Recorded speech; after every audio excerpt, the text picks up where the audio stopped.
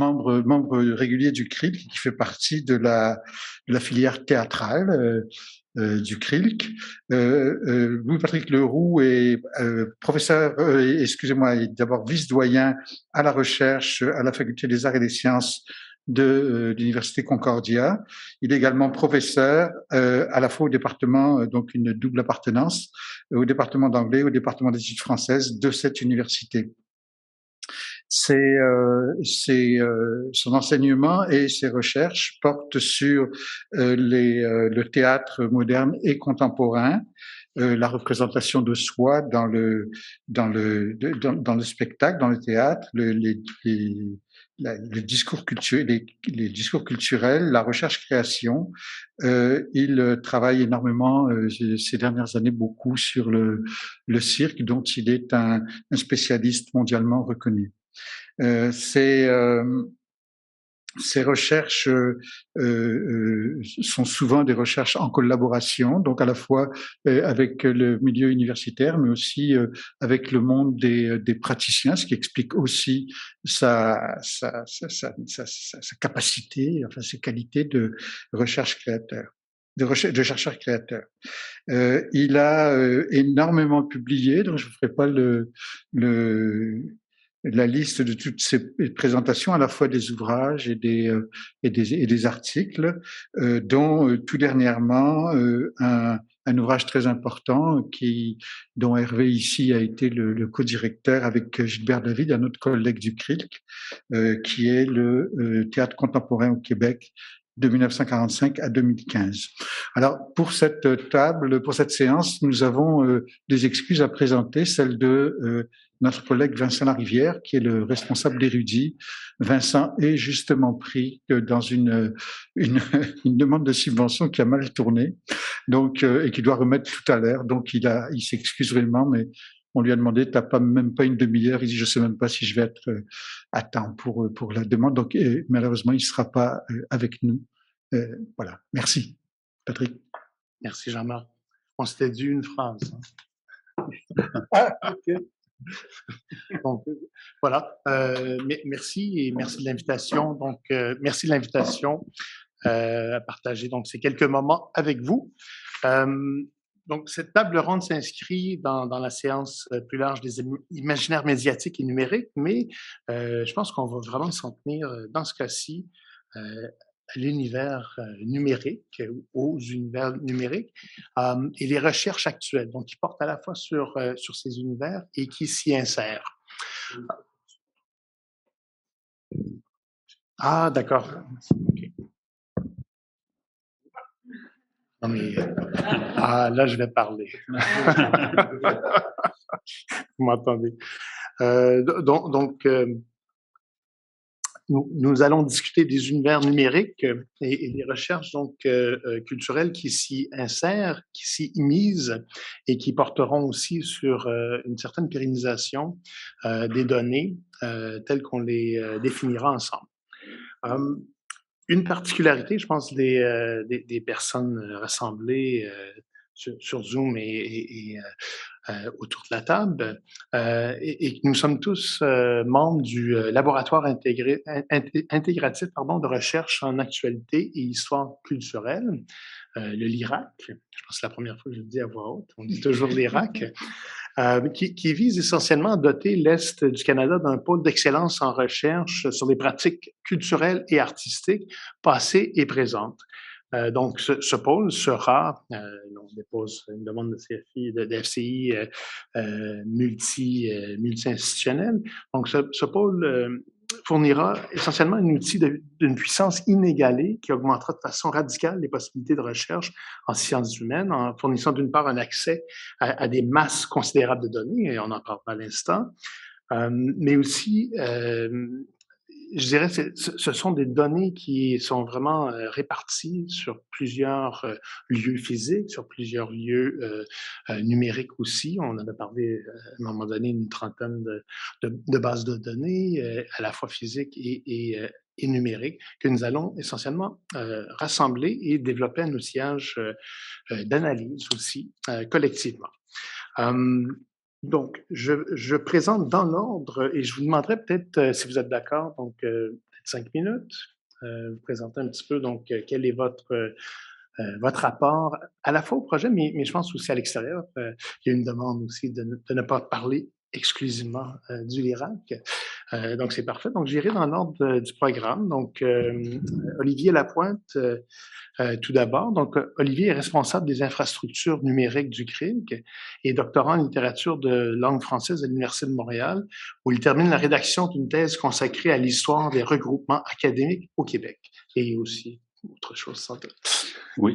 Est-ce que je parle dans le micro?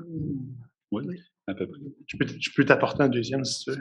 Oui, comme ça? Oui. Oui, ben en fait, mon parcours et mon lien avec le numérique, en fait, ça fait quoi, une quinzaine d'années, même un peu plus, je pense, 2003? 2006, OK. Ah, c'est... Ouais, 5. OK. 5, 6, c'est ça. Bon, on a ici mes deux mentors, Chantal et Micheline, qui sont en fait deux chercheurs qui m'ont invité à prendre part à plusieurs groupes de recherche. Et assez rapidement, j'ai été amené, parce que j'avais quelques compétences, vraiment littéralement 2-3 compétences en informatique. J'étais amené à m'occuper des bases de données, des sites web, etc., de ces projets de recherche-là, et à contribuer. Je continuais justement en parallèle mes propres recherches, mais aussi je me rendais compte qu'il y avait énormément de besoins, vraiment un besoin, disons, d'interface, pour prendre un mot numérique, entre le monde de la recherche et le monde de l'informatique. Et j'ai donc construit peu à peu une expertise à ce niveau-là, ce qui fait que j'ai participé depuis justement ces 15 ans-là, à énormément de projets de recherche, à mettre en place les infrastructures de recherche, à développer avec les chercheurs des outils de recherche, des outils d'analyse, à réfléchir à la question des stockages, à la question essentielle, la pérennité, hein, parce que là, j'ai rapidement constaté que, en fait, les humanités numériques, quand on parle aussi beaucoup d'un cimetière, en fait, de projets. C'est un peu glauque, là, mais ça reste un peu dans le thème de l'Halloween, qui est pas si loin. Mais il y a énormément de projets il y a des projets morts-nés, il y a des projets qui ont mené une belle vie, puis qui finalement sont disparus.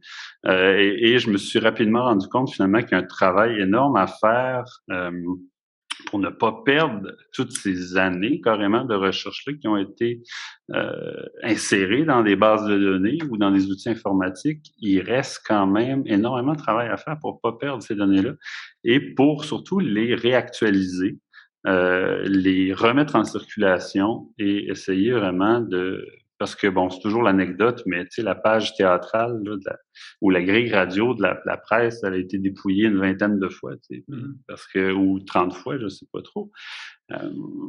Parce que, justement, les projets, ils meurent de leur belle mort parce que les stockages sont déficients, parce que les logiciels utilisés sont... Je ne commencerai pas à faire là, on en parlera sûrement tout à l'heure. Mais bref, ça m'a donné vraiment le goût de participer à un projet comme celui du LIRAC qui entend pallier le plus de problèmes là, que je viens de soulever extrêmement rapidement possible. Et donc, voilà. Je vais laisser la parole, Chantal. C'est Patrick. Ah, c'est Patrick qui décide. Excuse-moi. C'est 2 minutes 30 secondes quand même. Ah, ben, je peux continuer. Je peux continuer. On viendra tantôt. Okay. On aura des questions. Oui, OK. Parfait. Donc, on garde les questions pour tout à l'heure. Oui, parfait. Faisons le tour. Pardon. Donc, Jean-Marc Larue. Jean-Marc Larue, c'est très simple. Il a travaillé sur tout. Sur l'histoire théâtrale, des éléments d'esthétique, vraiment la postmodernité, la période contemporaine, l'avènement de l'électricité à la fin du 19e siècle, les technologies numériques.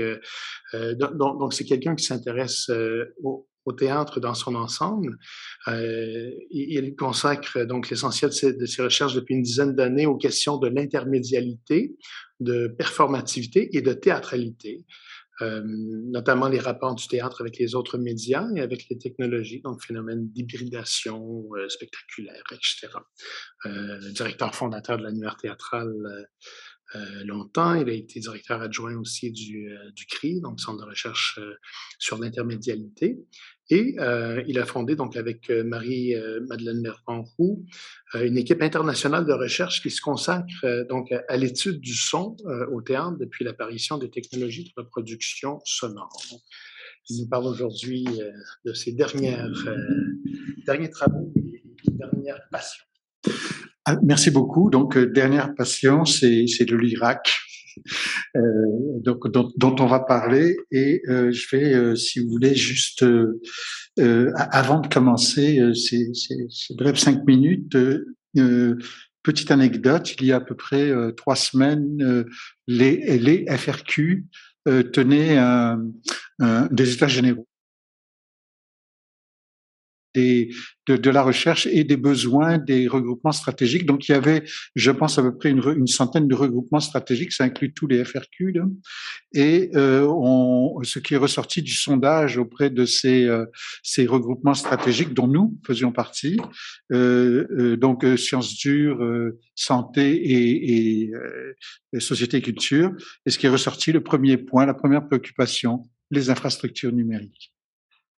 Donc, c'est un problème qui est un défi pour l'ensemble des groupes et des centres de recherche, et ça l'est particulièrement pour nous. On va y revenir et Olivier pourra vraiment détailler cet aspect-là. Je voudrais commencer par 4 citations ou 4 perspectives qui donnent des perspectives sur l'urgence où nous sommes et l'importance de ce dans quoi nous nous engageons en tant que centre de recherche, puisque nous avons pris le virage numérique et nous sommes maintenant même très avancés, parmi les très avancés dans ce virage-là, en particulier grâce au travail de Olivier et au soutien de nos coordinations scientifiques, de nos coordonnatrices scientifiques. Premier point, c'est une citation de Marie-Noëlle Dutreix qui dit « La conceptualisation que nous faisons de la vérité se base sur la référence à des mondes spéculés. » La deuxième, elle vient d'un astrophysicien, David Elbaz, qui nous rappelle que ce que nous voyons de l'univers, astrophysicien donc, que ce que nous voyons de l'univers correspond, selon le consensus actuel chez les spécialistes, correspond à 1/2 de 1% de ce qui compose cet univers, dont on pense de plus en plus d'ailleurs que c'est un multivers, comme vous le savez. Et Elbaz fait évidemment allusion ici à la matière noire et l'énergie noire, justement qu'on dit noire parce qu'on ne les voit pas. Et il ajoute, et je cite, l'énorme majorité de ce qu'on dit aujourd'hui en science, alors il parle des sciences dures, de ce qu'on dit aujourd'hui en science ne vient pas de ce qu'on voit, mais déduit du cadre théorique dans lequel on place ce qu'on voit et des dispositifs technologiques ou méthodologiques qui les rendent opératoires, d'où, dit-il, le risque constant d'illusion. Ce qui est vrai des sciences dures l'est aussi évidemment des sciences humaines et met de l'avant la question des cadres théoriques. Et la question du numérique fait partie des cadres théoriques. Troisième perspective, c'est cette remarque de Richard Grusin, qui est important pour les intermédialistes, c'est le co-auteur de l'essai Remediation. Il écrit dans son livre The Post-Human Turn en 2015, il tire la sonnette d'alarme affirmant que les sciences humaines vivaient, je cite, un immense, profond turn fatigue. Les chercheurs et chercheuses en sciences humaines vivent un découragement, un épuisement, éprouveraient donc un sentiment d'impuissance généralisée face à toutes les informations qui s'accumulent et qui n'ont pas le temps d'assimiler, de traiter, de comprendre. Et on a l'image de Winnie dans Oh les beaux jours, qui meurt enseveli sous les déchets que crée sa propre existence. Comme nous croulons-nous sous ces tonnes d'informations. Alors, dans son essai Intelligence collective et archives numériques, Samuel Sonicki, qui est un collaborateur d'une équipe du CRILC, nous rappelle qu'on estime que tous les 2 jours, l'humanité produit autant d'informations que pendant les 2 millions d'années qui nous ont précédés. Ça donne le vertige. Alors, le tableau qu'il brosse d'abord nous rappelle une chose importante pour nous, c'est que nous vivons un mouvement de bascule récemment qui fait que le patrimoine culturel immatériel se développe et est plus important que le patrimoine culturel matériel. Premier mouvement de bascule important. Deuxième mouvement de bascule, c'est que, et j'utilise le terme, nous sommes dans un régime hypermnésique. C'est que nous n'avons jamais eu autant de traces des activités que nous menons, en particulier dans le domaine de la culture et des arts. Mais en réalité, ce que nous vivons tous et tout au quotidien, c'est que ces masses astronomiques de traces nous échappent aussi en quantité astronomique. Et donc, nous sommes paradoxalement dans une situation, dans un régime d'hypermnésie amnésiante. C'est pourquoi? Parce que à cause des algorithmes de fouille qui relèguent souvent à la deuxième page des bases de données importantes, parce que les applications ou technologies sont obsolètes pour des questions d'accès, pour des questions de droit, donc toute la question de découvrabilité, etc., etc. Alors, nous sommes en sciences humaines en plein, évidemment, dans ce régime-là. On le sait tous, des tas de bases de données importantes qui disparaissent, qui ne sont pas accessibles ou difficilement accessibles. Nous sommes au premier chef dans un régime d'hypermnésie amnésiante, et heureusement que les sciences dures et les sciences de la santé ne sont pas dans la même situation, parce que ce serait catastrophique. Nous, ça se sent moins, mais c'est aussi décourageant. C'est la raison pour laquelle nous avons, il y a de l'espoir parce que, d'une part, nous n'avons jamais eu autant de données disponibles et qui s'accumulent donc à cette vitesse, mais aussi, et c'est ça qui est encourageant, c'est que nous n'avons jamais eu autant d'outils pour traiter ces données-là. Et en fait, le problème, c'est pas un problème d'outils, c'est pas un problème donc de matière brute qui serait les données, c'est l'adéquation de l'un à l'autre. Autrement dit, et particulièrement dans les sciences humaines, le constat que nous faisons, c'est que nous n'utilisons pas tous les outils et de façon optimale pour tirer le plus grand parti possible de toutes ces données que nous avons. Et c'est précisément ce projet-là qui serait donc le contraire d'un turn fatigue, appelons ça un turn vigor, par exemple, ou un sunny turn, dans lequel nous nous engageons avec le projet l'Irak, c'est-à-dire justement de mobiliser, de maîtriser, de mobiliser, donc une question de littératie, toutes ces applications qui nous permettront de construire une plateforme un peu comme tu l'as décrite, où nous allons rassembler et rendre interopérables des masses de données qui sont d'une infinie richesse. Donc, je m'arrête là-dessus et on pourra plus tard revenir donc sur l'Irak. Je vous remercie. Merci. D'accord. Katharina Niemeyer, qui est avec nous donc, à l'écran, est professeure agrégée en théorie médiatique de l'École des médias. Il fonctionne? OK, parfait. J'ai pris l'habitude. Désolé. Donc, elle est professeure agrégée en théorie médiatique à l'École des médias de l'Université du Québec à Montréal, membre régulière du Centre de recherche Culture, Arts, Société et membre affilié du Centre de recherche interuniversitaire sur la communication, l'information et la société. Elle est titulaire d'une maîtrise en culture européenne des médias de l'Université du Bauhaus à Weimar et d'un doctorat en sciences économiques et sociales de l'Université de Genève. Donc, ses travaux portent principalement sur les liens entre les médias, mémoire et histoire. À vous. Vous, Katharina. Oui, merci beaucoup pour cette invitation et aussi pour l'organisation parfaite en monde hybride.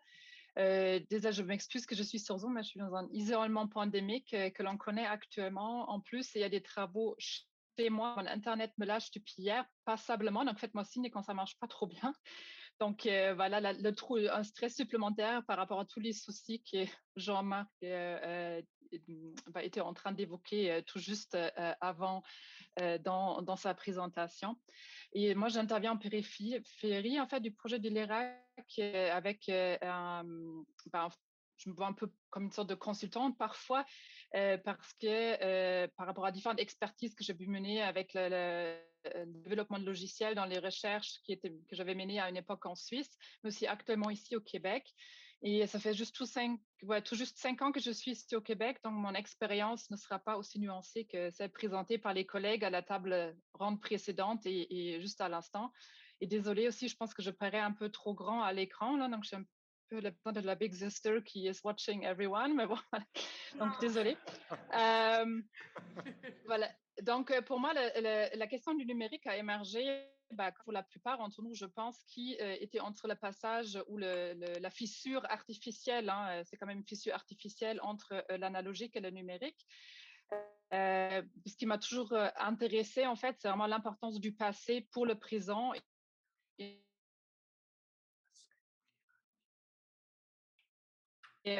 comme ça se dit, on a une formation en Allemagne à l'université de Bauhaus, donc c'est vraiment le Medienkulturwissenschaft, comme on dit en allemand, ce qui sera la science des médiacultures, mais pas au sens français du terme, mais dans la tradition hitlérienne, l'archéologie des médias, qui est de plus en plus connue, traduite depuis quelques années dans le monde anglophone et francophone. Donc, c'est là où j'ai eu ma formation, juste pour expliciter que mon art des médias, c'est les médias au sens large du terme.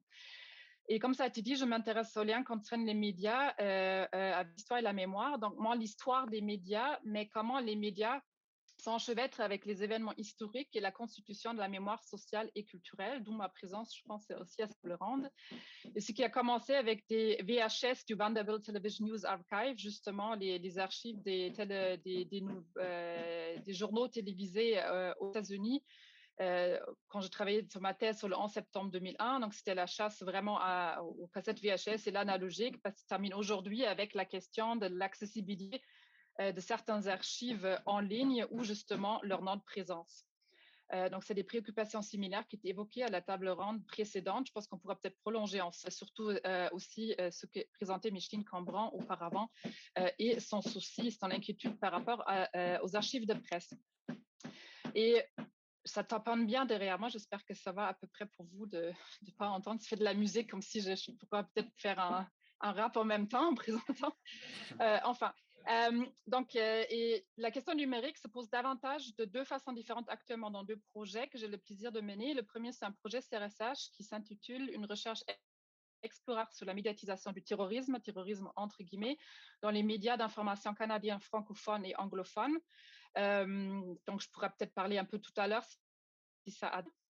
Et cela avant le 11 septembre 2001, et qui se situe avec l'arrivée de Globe, de Globe and Mail de 1844, Le Devoir, Radio-Canada et la CBC jusqu'en septembre 2001.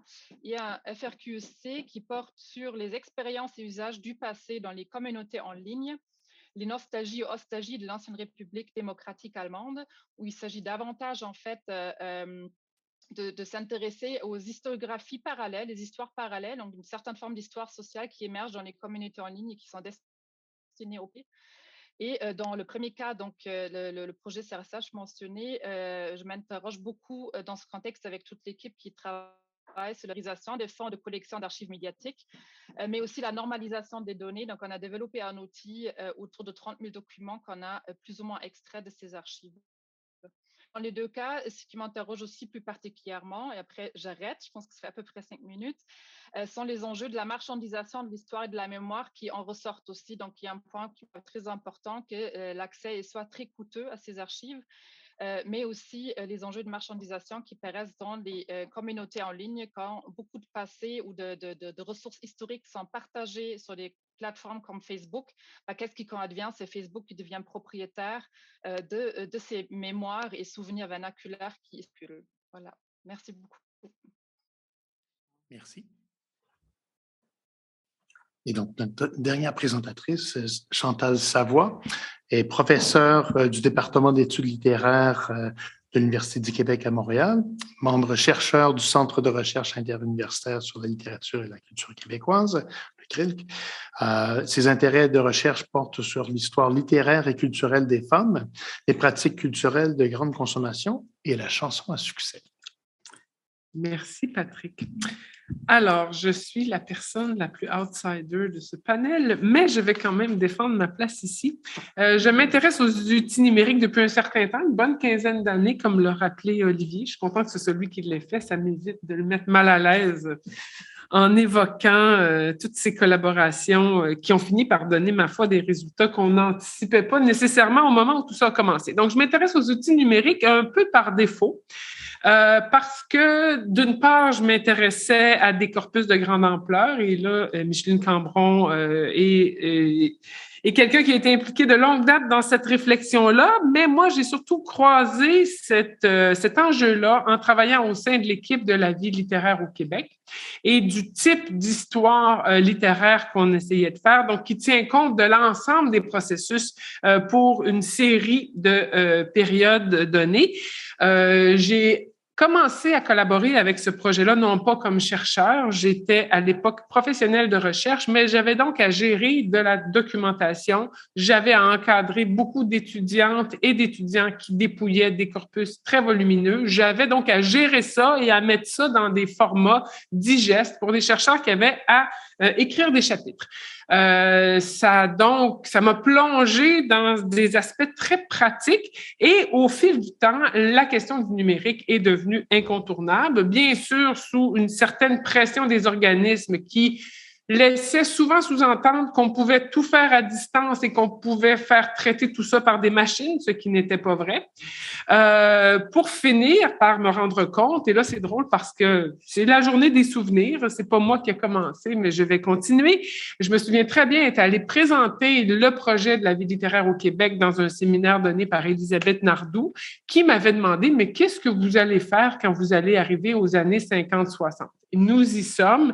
Entre-temps, on n'a pas eu le choix de faire une révolution numérique et d'utiliser ce qui était à notre disposition pour essayer de continuer à faire du dépouillement, oui, le plus proche possible de la façon dont on travaillait avant, mais en traduisant ça par des commandes numériques. Et ça, c'était pas mon langage naturel. Moi, j'ai encore les documents de ma thèse qui étaient des microfilms imprimés, etc., etc. Donc, je suis arrivée là par cette nécessité-là de traiter beaucoup de documents.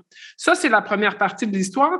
L'autre, je suis aussi arrivée là par des questions transversales et des corpus qui s'insérait mal dans la façon dont les programmes sont découpés. On a déjà parlé un peu d'interdisciplinarité, mais il y a des objets un peu différents qui nécessitent qu'on les approche avec d'autres outils. Et dans la façon dont moi, je souhaitais aborder la chanson, qui est une de mes spécialités, Patrick l'a rappelé, j'ai voulu explorer le travail collaboratif parce que les projets que je faisais faisaient en sorte qu'on faisait pas canaliser les chansons en silo, hein, pour ceux et celles qui ont suivi au fil du temps ce projet très long, très lent, mais qui finit plus d'aboutir, mais qui existe toujours, qui est les préférences musicales des lectrices du Bulletin des agriculteurs. On avait énormément de données et c'était pas possible de traiter les 28 000 demandes de chansons sans avoir recours à des outils. Donc, c'est comme ça au fil du temps. Puis j'ai eu vraiment énormément de chance de croiser Olivier,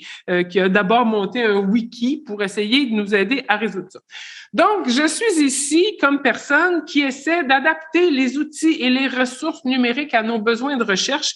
Et je me suis rendu compte au fil du temps que c'était un rôle valable quand même, que le numérique était important, était incontournable peut-être, mais que si on laissait faire les gens qui sont d'abord des spécialistes du numérique, ce dont moi j'avais besoin ou ce dont les équipes dont je faisais partie avaient besoin, n'allait jamais être pris en considération. Et je l'ai vu à de nombreuses reprises, des gens m'arrivaient avec des solutions toutes faites qui me permettaient de trouver des choses dont j'avais pas besoin, qui me posaient pas des questions stimulantes du point de vue de la recherche. Et c'est comme ça que j'ai pris un petit peu ce rôle-là au fil du temps. Donc, je suis ici comme personne qui y croit, mais qui ne croit pas au mirage numérique, au mirage à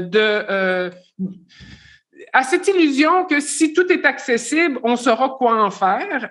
On traitera une toute petite partie de ça et je suis d'accord avec l'ouverture de Jean-Marc et tous les problèmes que ça pose ces questions-là, mais je pense aussi qu'il faut commencer en quelque part et je veux finalement m'assurer qu'on continue à faire de la recherche en mettant la table, comme je l'évoquais un peu ce matin, et en se servant de ça. Donc, j'essaie d'inscrire des préoccupations de recherche. Je ne veux pas dire de la recherche parce qu'il y a des multiples façons de la faire.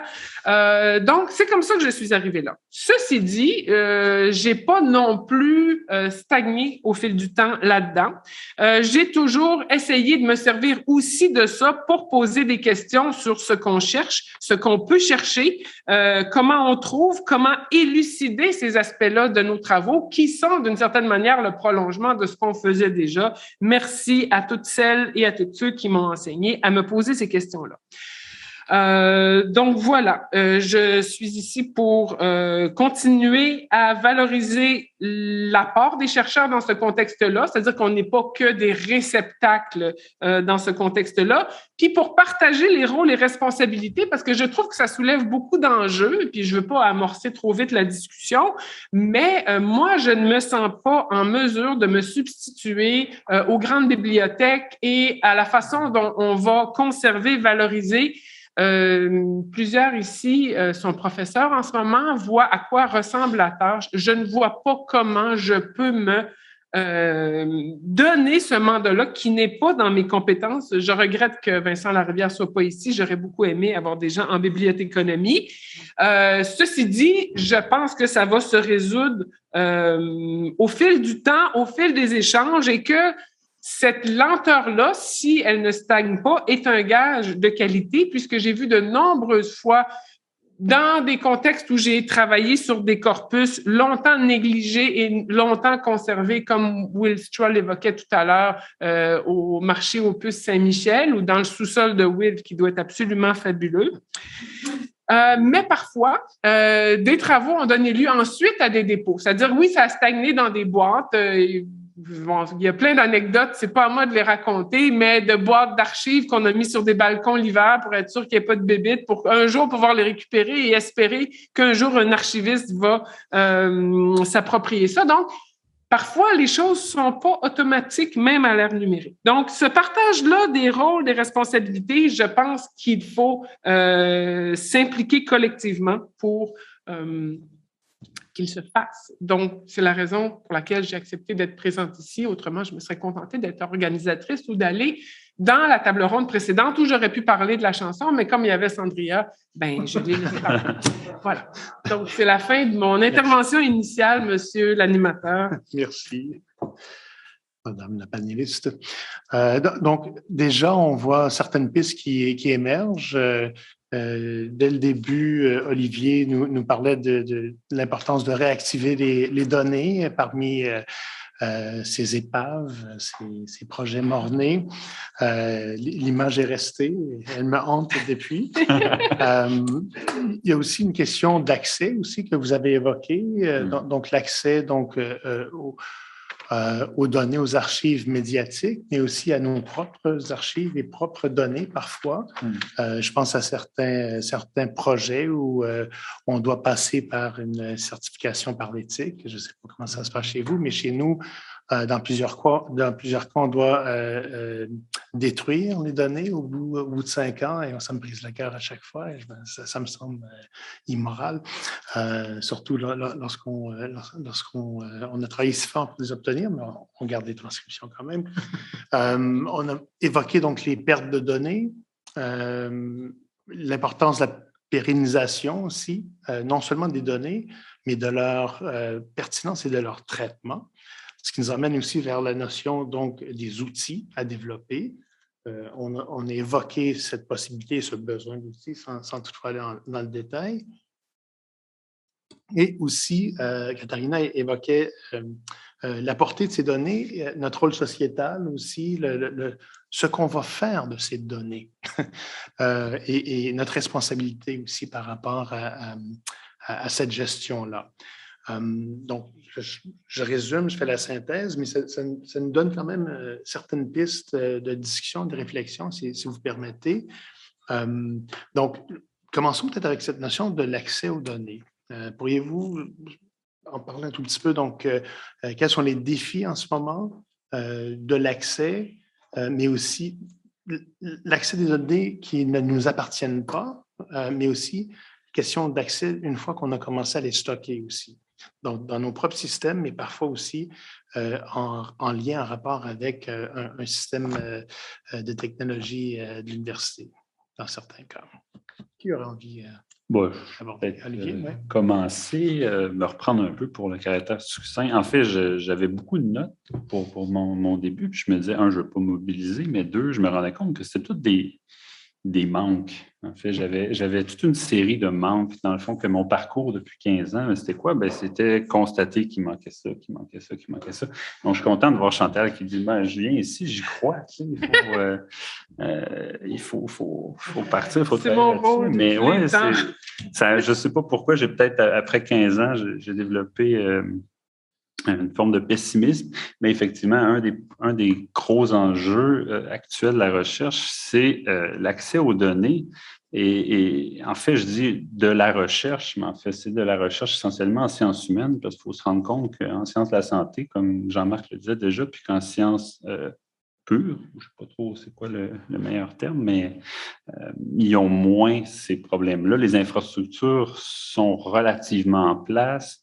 Les façons de faire aussi ont été modifiées. Maintenant, quand tu publies un article, je ne sais pas, en géologie ou en hydrologie, ben, tu dois déposer les données que tu as utilisées pour. Alors est-ce qu'on fait ça en études littéraires ou en histoire ou en sciences humaines? Non, absolument pas. Donc, les pratiques sont aussi au niveau des publishers en bon français. Là, donc, oui, effectivement, l'enjeu de l'accès aux données pose un problème, deux problèmes fondamentaux. C'est les infrastructures pour stocker les données, mais ensuite les modèles de données. En fait, est-ce qu'on peut imaginer un modèle de données qui nous permettrait d'intégrer nos données ensemble? Parce que c'est sûr que l'accès aux données va toujours être problématique tant que les données restent dans des silos, dans des bases de données sur des DVD qui dorment dans le tiroir des profs. J'en ai vu énormément. Puis des CD ou même des zip, tu sais, des vieux zip drive de 128 megs, hein, des disquettes. Ah, les disquettes, ça, je... Alors, moi, j'en ai encore. Mais il y a ce problème-là des silos. Peu importe que ce soit matériel ou disciplinaire, etc., on a déjà un gros problème à ce niveau-là. Deuxièmement, c'est où est-ce qu'on va stocker ces données-là. Heureusement, il y a des initiatives, je pense par exemple à Calcul Canada, qui, de plus en plus, entend aider les sciences humaines, parce qu'avant, c'était vraiment des infrastructures de calcul, hein, le nom le dit, mais maintenant, peu à peu, offre des services de cloud, ce qui fait qu'on a enfin peut-être des endroits où stocker nos données. Deuxièmement, les bibliothèques, on en parlait, les bibliothèques universitaires font commencent vraiment, mais pas commencent, ils font depuis plusieurs années un travail de débroussaillage assez intéressant. Puis ici, justement, je suis sur des comités. Maintenant, je travaille avec les services informatiques de l'UQAM. J'ai des comités pour la gestion des données de recherche. C'est devenu un enjeu aussi pour les organismes subventionnaires fédéraux. Donc, bref, l'accès aux données, c'est juste pour lancer deux pistes, c'est oui, il faut penser aux infrastructures où ces données-là sont stockées. Puis deuxièmement, je crois qu'on a fortement intérêt à développer des modèles de données communs. Est-ce que ça passe par le web sémantique? Est-ce que ça passe par des technologies de ce type-là? Je ne sais pas encore. Je ne suis pas convaincu à 100%, je dois dire. Mais n'empêche qu'il faut absolument se parler puis discuter. Puis je pense que le projet de l'Irak, c'est en grande partie ça. Mais ce n'est pas juste le projet de l'Irak. Il faut que ça soit une réflexion qui soit commune. Voilà. C'est une réflexion d'envergure qui dépasse le projet de l'Irak. Mm-hmm. Tu l'évoques, donc les universités ont certains choix à faire. Oui.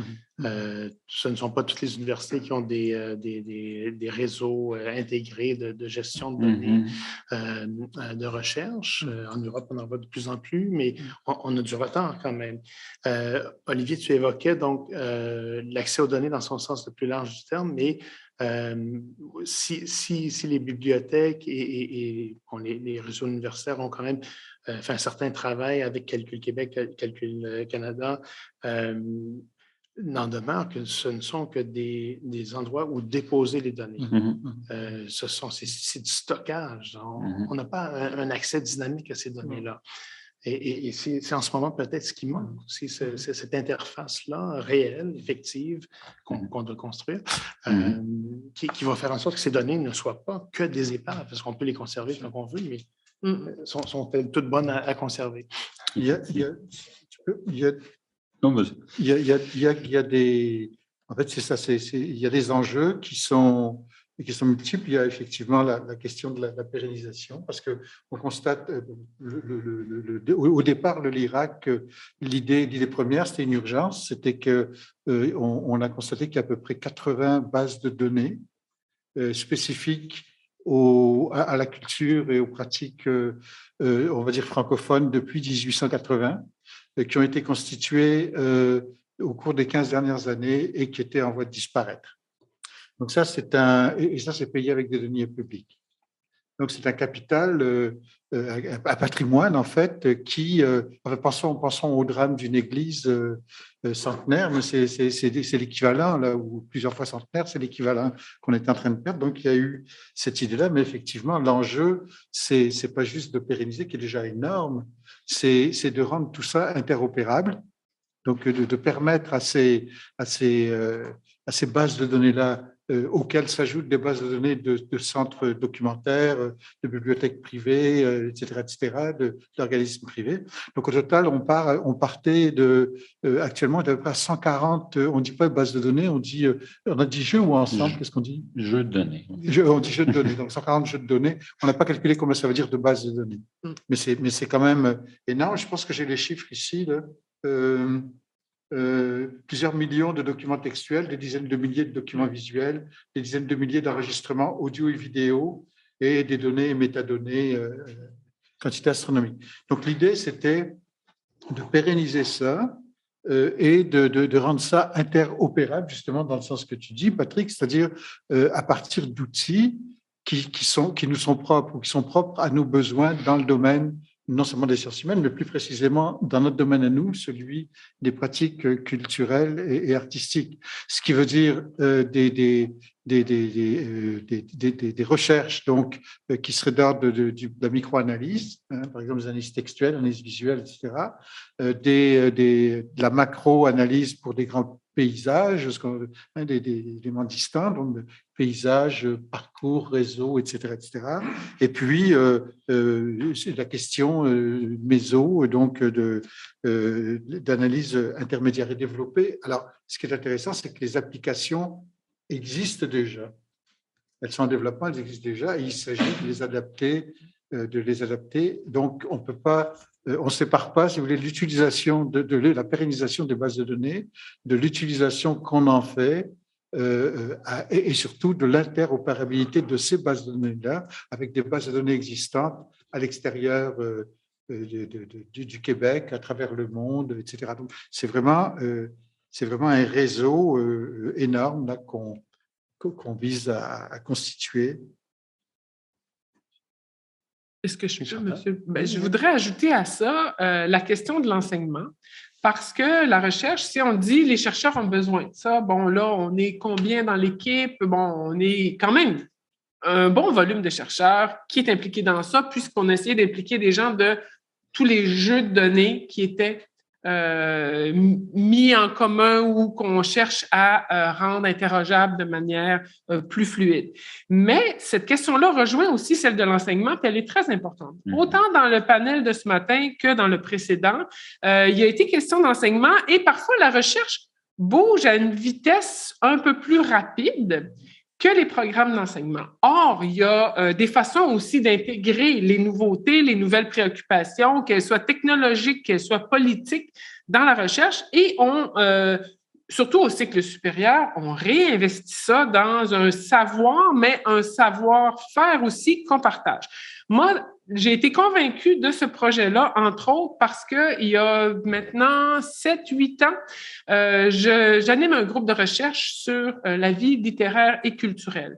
Et que, avant que des gens se saisissent de ce projet-là pour l'officialiser, pour lui donner une forme pérenne et beaucoup plus étoffée, on avait besoin de ça pour enseigner ce qu'on faisait, autant dans penser l'histoire de la vie culturelle qu'à la vie littéraire au Québec. Et si ça n'avait pas été qu'entre nous, on mettait en commun nos données et qu'on ouvrait toutes nos bases aux étudiants de manière informelle, on n'aurait pas pu transmettre les résultats de nos recherches, mais il n'y aurait aucune relève pour savoir travailler ça. De toute façon, maintenant, ça se fait avec le numérique.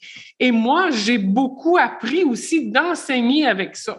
Puis là, ça se joue de différentes façons. Quelqu'un donnait un séminaire et avait fait dépouiller la programmation radiophonique des années 20. Ben tiens, j'ai 20 000 documents, je vous les mets. Ben là, moi, mes étudiants, dans une session, là, ils n'ont pas le temps d'aller dépouiller la presse au complet, savez-vous. Ils ont 120 heures à peu près à consacrer à ça. Et si on leur donne déjà du matériel qu'ils peuvent utiliser, ben ils se lancent, ils découvrent beaucoup de choses. Pas juste des choses que moi, je leur apprends, mais des façons de faire connecter leurs préoccupations avec ces corpus-là. Donc, moi, ça fait partie des raisons pour lesquelles je me suis mobilisée pour que cette pérennité-là, ça rejoigne bien sûr une communauté de chercheurs, bien sûr, ça assure la visibilité du Québec, les travaux sur le Québec. On vient aussi se mettre à jour sur le plan numérique, mais sincèrement, j'en ai besoin pour enseigner. Puis là, c'est parce que ça a fonctionné qu'on peut ramener ça progressivement au premier cycle. On va pouvoir faire ça. Donc, on respecte les droits d'auteur, mais il y a un partage initial qui est important, puis il y a cette idée du fait main qui grossit. Et puis, je suis assez fière, dans le fond, d'être restée tout ce temps-là pour voir ça, parce que si ça aboutit, le LIRAC, ça sera parce qu'il y a des gens qui en auront eu besoin. Il ne faut pas négliger ça. L'enseignement, c'est quand même une grosse partie de notre travail. Donc, c'est ça. Je voulais témoigner de ça aussi. La recherche, c'est aussi l'enseignement au cycle supérieur. Puis, il y a une énorme perte à ne pas faire ce projet-là. Donc, voilà, vous allez trouver que je suis là par défaut, mais j'y suis quand même. Et peut-être pour ajouter là-dessus, donc la question de la formation, oui, mais aussi la question de la production scientifique qui découle de cet échange-là, cet encadrement auprès des étudiants. Donc, les scientifiques en sciences naturelles et médicales vont publier donc leur état de recherche. Ils vont toujours essentiellement publier un très court papier où ils révèlent un tout petit peu ce qu'ils font avec leurs données. Ils établissent en quelque sorte leur positionnement sur le territoire de la recherche. Ce qu'on a peut-être moins l'habitude de faire en sciences humaines. Donc, ça risque peut-être de nous orienter vers cette pratique. En même temps, ce qu'on en fait des données, donc comment on traite les données, comment on les archive, comment on les documente, les choix qu'on fait par rapport à leur stockage, par rapport à leur... je me vois en double. Cette organisation-là des données, je serais très curieux de vous entendre. D'une part, comment définit-on ces données? D'autre part, comment est-ce qu'on voudrait les organiser de manière à ce qu'elles soient le plus utiles possible, le plus disponible possible, mais sans toutefois nous mettre dans une position aussi où on fait une espèce de travail, un labeur qui finalement est perdu. Peut-être que la question est trop large. Ben, je pense qu'il y a deux choses, en fait. Si je peux... oui, il y a peut-être... Katharina. Oui, c'est ça, c'est vrai. Katharina est revenue. J'ai posé une question. Oui. C'est ça. Si je ouais. Ben, la toute dernière, je l'ai entendue, donc c'est bon. Moi, j'allais réenchérir sur l'enseignement, mais on peut y revenir peut-être après. Mais j'ai les questions importantes à poser, puis ça a été évoqué justement par ma collègue là, à l'instant. C'est aussi évidemment la question de l'indexation qui sont avec ces questions-là. C'est-à-dire que c'est beau d'avoir 100 000, 200 000 mais de ne pas savoir ce qu'on veut en faire. Donc, ça pose la question des problématiques de recherche. Et avec ça, je peux revenir à la question de l'enseignement. Justement, actuellement, j'ai le plaisir de donner un cours avec ma collègue Viva Paci au doctorat en communication qui porte sur les archives, les mémoires et l'histoire en communication, où les étudiantes et étudiants qui participent au cours disent, par exemple, on voudrait, pour nous, Facebook et Twitter, c'est utile. Donc, ils arrivent avec ça parce qu'on pense que c'est une archive. Donc là, il fallait expliciter que ce n'est pas le cas, que c'est bien plus complexe que ça. Et je pense que ça pose cette question aussi de l'enseignement, à savoir les problématiques de recherche, de savoir comment on peut pouvoir créer encore plus de recherches, etc. Est-ce que la question de l'archive, est-ce qu'elle est institutionnelle? Est-ce qu'on parle d'archives vernaculaires, etc. Et puis dans le cas, évidemment, de ce qui a été évoqué, je pense qu'il y a une question très, très importante. Et cette question a été posée, par exemple, Library of Congress, qui s'était initié à un moment donné à se dire, on va regarder tous les qui passe sur la toile. C'était un projet qui était pas passablement finalement voué à l'échec. Qu'à un moment donné, il y a aussi la question de la pertinence des données et qui en vient avec l'importance de sauvegarder beaucoup de patrimoine ou patrimoine culturel. Comme par exemple, qui a été évoqué tout à l'heure de Radio-Canada, dans le cas du projet prémentionné, par exemple, j'ai pu m'entretenir avec des archivistes et documentalistes de la CBC, principalement récemment, où question de numériser des bandes, pas encore numérisées, mais aux États-Unis et pas certains de les faire revenir au Canada. Donc, il y a un jeu aussi d'espace et politique qui est très, très important. Ça va de pair aussi avec une perte de beaucoup de contenu audiovisuel autochtone.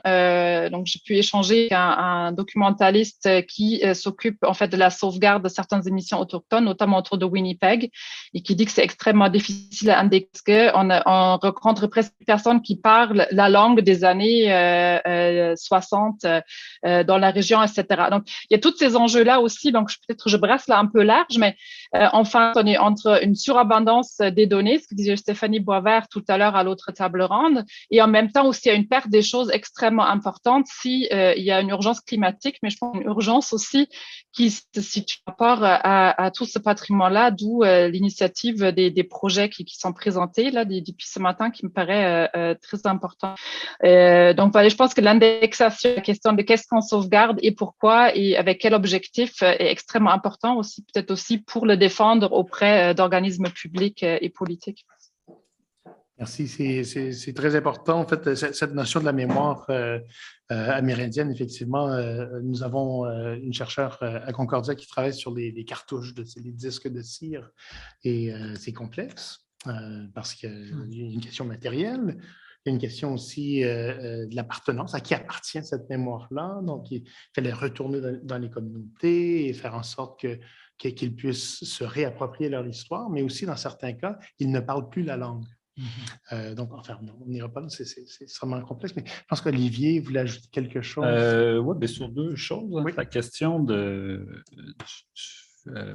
tu l'as évoqué un peu sans dire le mot, mais la question du modèle de données, c'est-à-dire comment finalement, justement, l'indexation des données, mais une indexation qui serait commune des données, je pense que là, il y a un enjeu fondamental. Je reviens un peu là-dessus, parce qu'on aura beau mettre en place toutes les infrastructures qu'on veut, il faut qu'on puisse y intégrer des données et que les données puissent se parler. Donc, si on a une centaine de jeux de données, il faut trouver un moyen de voir qu'est-ce qui est commun à ces données-là pour ensuite les faire parler. Donc, ça va être un enjeu fondamental. Deuxièmement, effectivement, avec ce que Katharina dit, il faut faire attention à une forme d'ethnocentrisme. Parce que j'ai fait le test au CRIL qu'on a commencé, j'ai une trentaine de bases de données que j'ai intégrées pour l'instant dans une infrastructure qui est un peu le bébé lyrique. Et ça fonctionne très bien. Mais il faut comprendre qu'il y en a une dizaines au moins de ces jeux de données-là, c'est moi qui les avais produits. Donc, c'est sûr que c'est facile de faire parler des données, que c'est moi qui les avais produits. Ensuite, c'est des chercheurs qui m'ont formé, qui ont fait le reste des données. Donc, c'est sûr que toute l'épistémologie qui est en arrière de ça, toute la modélisation de la culture qui est là est proche de celle que moi, intuitivement, je fais. Donc, on a un problème. Mais si on arrive à essayer de vouloir intégrer des jeux de données qui viennent des communautés yiddish, qui viennent des communautés autochtones, qui viennent ne serait-ce que de la recherche anglophone, on n'a peut-être pas les mêmes traditions de recherche, on n'a pas le même regard sur la culture. Et là, moi, j'étais d'une grande naïveté. Je me dis, ça va très bien aller. On va toutes mettre les données ensemble, ça va bien. Mais de plus en plus, je sens que là, il y a un nœud qu'il va falloir vraiment dénouer. Et dans la demande de subvention qu'on fait, on a prévu 9 mois pour mettre en place le modèle de données. Donc, il va y avoir un extraordinaire travail scientifique là, à faire, puis vraiment essayer de se parler tout le monde pour réussir à mettre en place ça. Ça va être quelque chose. Je pense qu'on devrait filmer ça parce que ne serait-ce que toutes ces réflexions-là qu'on va avoir, ça risque d'être extrêmement riche et extrêmement intéressant. Deuxième chose que je voulais rebondir sur la question de la formation que Chantal a soulevée. On aura beau mettre en place toutes les infrastructures, avoir le meilleur modèle de données. S'il n'y a personne pour utiliser l'outil, ça va être un peu plate avec tous les millions qu'on demande. Il y a un problème, je pense qu'il faut quand même le dire au Québec, dans le monde, en tout cas du canado-français, canadien-français, il y a un problème au niveau de la formation sur le numérique, sur la recherche numérique. On a un retard quand même assez important sur ce qui se fait. Je ne veux pas avoir l'air colonisé, là, mais il y a un retard quand même. Tu sais, la formation finalement numérique des chercheurs, on la fait à la maîtrise et au doctorat dans des groupes de recherche ou dans des séminaires qui ne sont pas nécessairement axés là-dessus. Mais au bac, il ne se passe pas grand-chose. Il y a par-ci, par-là des initiatives. Mais si on regarde, par exemple, ne serait-ce que ce qui se fait à McGill ou effectivement même à Concordia, on a quand même déjà quelque chose de pas mal plus solide d'implanter. Donc, il me semble si je donne un séminaire à l'UQTR sur la culture et le numérique, et j'ai des étudiants, je mentionne les deux premières séances sont axées sur les humanités numériques qui n'ont jamais entendu parler de ça. Jamais. Et donc, c'est pour ça, c'est des gens qui s'intéressent au numérique et aux liens entre culture et numérique. Donc, il y a quand même un enjeu là. On aura beau mettre finalement en place toutes les infrastructures qu'on veut, si les jeunes chercheurs ne sont pas formés pour utiliser ces infrastructures-là, on a vraiment un problème. Voilà. Et la question de l'étiquetage, l'organisation des données, les données sont de nature variable. Une donnée qui peut servir à Jean-Marc pour ses études sur le théâtre yiddish peut aussi servir à quelqu'un qui travaille sur la mise en scène, sur l'histoire, etc. Un objet peut devenir donnée ou générateur de données presque à l'infini. J'avais un postdoctorant qui travaillait sur le développement d'agréages de cirque qui avait une certaine valeur dans le contexte d'un contrat industriel avec une grosse compagnie que je ne nommerai pas, et qui, avec la faillite de cette compagnie-là, ça a été transformé en toute une nouvelle série de données qui avaient une valeur sémantique complètement autre. Donc, il y a ça aussi, les données se transforment. Les objets de recherche se transforment, mais les données aussi, pardon. Je voulais ajouter quelque chose. Oui, je voulais juste revenir sur le modèle de données. C'est effectivement la clé du succès ou de l'échec de l'entreprise. Donc, c'est crucial, d'autant plus que dans un projet comme le nôtre, le projet lui-même, l'implantation se fait sur 3 ans. Après ça, évidemment, il y a une durée beaucoup plus longue, mais c'est comme le lancement d'une fusée, quoi. Si le modèle de données est raté, il n'y a rien qui se passera après. Mais c'est un défi, mais on n'est pas seul. Il y a plein d'organismes à travers le monde, dont des groupes qui sont beaucoup plus avancés que nous, parce qu'effectivement, nous sommes en retard, qui sont beaucoup plus avancés que nous aux États-Unis, côté canadien-anglais, tu en parlais, Canada-anglais, côté européen, et avec lesquels on collabore. Donc, on a quand même... on a un défi, mais on sait qu'on a des appuis dans disons l'invention du modèle de données qui sera le plus efficace possible. Je pense qu'il y a un aspect quand même que je voudrais souligner. C'est en écho avec ce que disait Katharina et ce que tu disais, Chantal, c'est qu'il y a quand même un changement majeur. Ce ne sont pas des outils. Ce ne sont pas juste des outils. C'est pour ça qu'on appelle ça les humanités numériques. C'est que ça transforme notre façon de travailler. Dans le fond, ça nous transforme nous-mêmes. Donc, les objets sont différents, mais nous-mêmes, nous sommes différents. Donc, c'est une façon ça s'ajoute pas, ça transforme notre façon de travailler et ça transforme, ça transforme l'objet sur lequel nous travaillons aussi. Donc, c'est un enjeu qui dépasse le simple outil ou qui dépasse la simple méthodologie heuristique, disons. C'est travailler autrement et plonger un peu vers l'inconnu. Ce que je voudrais ajouter quand même, c'est qu'il y a une dimension profondément humaine à ça. on a des bases de données, par exemple au Québec, qui sont encore des bases de données qui sont encore manuscrites. Et donc, plus personne ne s'occupe parce qu'elles sont manuscrites. À la Théâtrothèque, on avait plus que 100 enregistrements de captation de pièces de théâtre, dont les Belles-Sœurs, dont la première version des Belles-Sœurs, qui étaient sur des bandes magnétiques. Alors, une bande magnétique, normalement, ça a une vie de 20 ans. Nous, quand elles sont bien entretenues. Nous, nos bandes magnétiques, certaines ont 60 ans. Donc, il y a cet écho, hein, tu parlais des cylindres tout à l'heure, il y a aussi tout ce rapport à une technologie qui fait partie de notre histoire, donc qui nous concerne, qui nous touche, et qu'il faut sauver, qu'il faut transférer dans une autre technologie. Il y a une dimension émotive à cet aspect-là. Je m'arrêterai là pour tout de suite. Puis on peut peut-être parler du RACA.